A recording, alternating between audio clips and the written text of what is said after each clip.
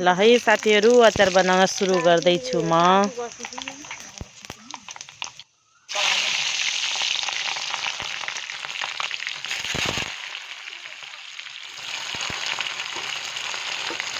हल्दी,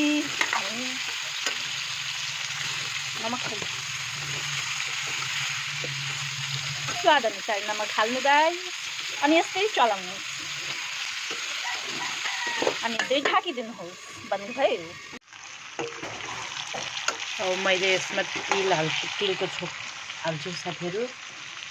भइसक्यो मेरो अचार तयारी हुँदैछ।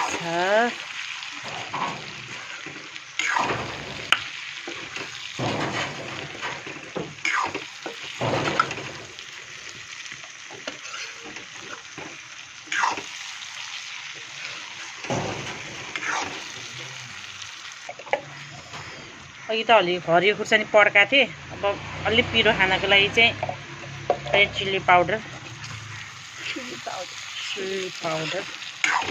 कस्तो देखेछ साथीहरु मेवाको अचार।